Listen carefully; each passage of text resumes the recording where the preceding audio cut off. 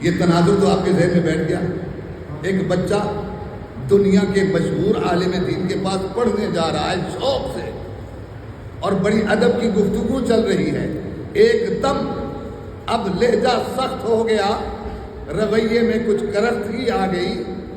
تو آپ نے جب پوچھا مولانا فضل حق خیر آبادی نے کہ اے احمد رضا آپ نے تہذیب پڑھی ہے؟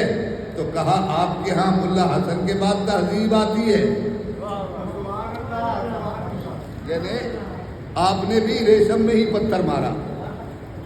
سمجھ آئی؟ زمانہ جملہ کہہ دیا. تو اب مولانا فضل حق خیر آبادی سنبھل کے بیٹھے اور ان کو بھی تھوڑا سا غصہ آیا. کہا میاں پڑھنے آئے ہو، اپنا رویہ تو درست کرو. فرمایا ہاں میں پڑھنے آیا تھا، اب آپ سے سبق نہیں پڑھوں گا. کیا بولا؟ شوق سے بریلی سے چلے ہیں خیر آباد پڑھنے کے لیے، اور اس عالم دین کی بارگاہ میں گئے ہیں جو ہندوستان کا نامور سب سے بڑا عالم دین ہے. اس وقت یہ دیوبند کچھ بھی نہیں تھا. کبھی موقع ملا اور مولانا ندیم صاحب نے مجھے بلایا تو میں وہ تعارف بھی آپ کو پیش کر دوں گا کہ ان کی پیدائش کب ہوئی اور یہ کون ہے اور کہاں سے ان کی نسل ہے. دانت دیکھ کے بکرا پہچان لیں گے آپ.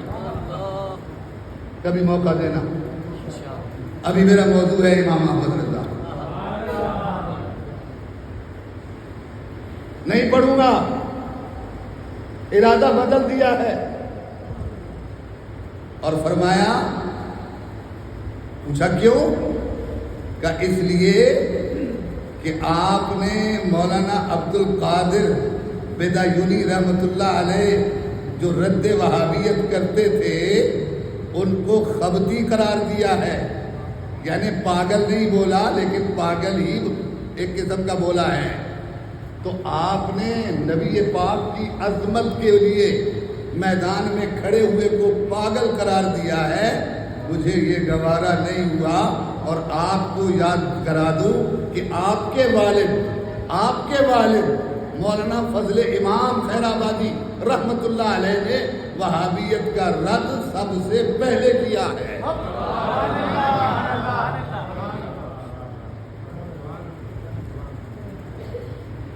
اب نہیں پڑھوں گا آپ کو، اس لیے نہیں پڑھا. آپ کی کچھ سمجھ میں آیا کہ رد وہابیت ہے کیا؟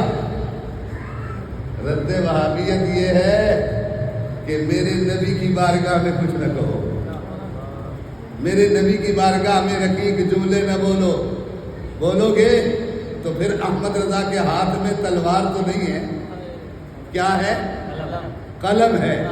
پھر اس قلم کو سمجھنا، یہ قلم کیا ہے، پھر قلم کی طاقت کیا ہے. تو امام احمد رضا خود اس مقام پر کہتے ہیں، کل کے رضا ہے خنجر خار بر کو کل کہتے ہیں پین کی نوک.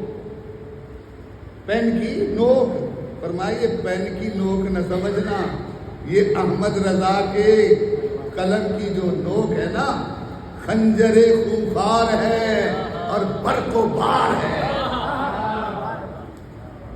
پلٹ کے بڑی تیزی سے وار کروں گا اور یہ خنجر کی طرح تمہارے سینوں کو چھلنی کر دے گا.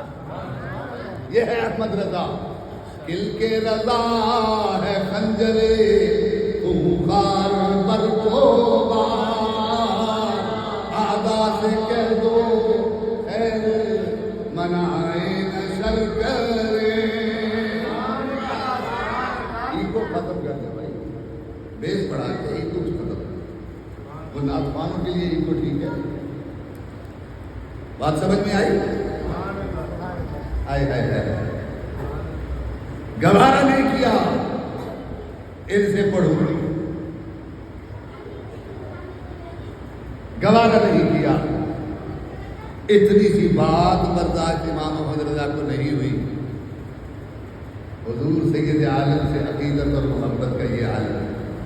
والد گرامی نے کہا بیٹا بس حضور کے عشق اور محبت میں قدم آگے بڑھاتے جاؤ کہ سارے علم اللہ تعالیٰ تمہیں خود بخود سینے میں عطا فرما دے گا۔ پھر کس مرتبے پر پہنچے؟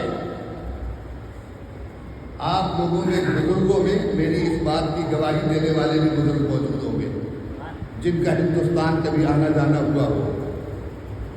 بریلی کے قریب ایک علاقہ ہے جسے پیلی بھیت کہتے ہیں، پیلی بھیت، شاہ جی شیر محمد رحمۃ اللہ علیہ جہاں کے ولی کامل، وہاں ایک بہت بڑا نام تھا، حدیث کے بہت بڑے استاد تھے، محدث وسیع احمد سورتی رحمۃ اللہ تعالی علیہ۔ یہ سورت کے تھے لیکن پیلی بھیت میں آپ بڑے مدرسے کے اندر حدیث پڑھایا کرتے تھے۔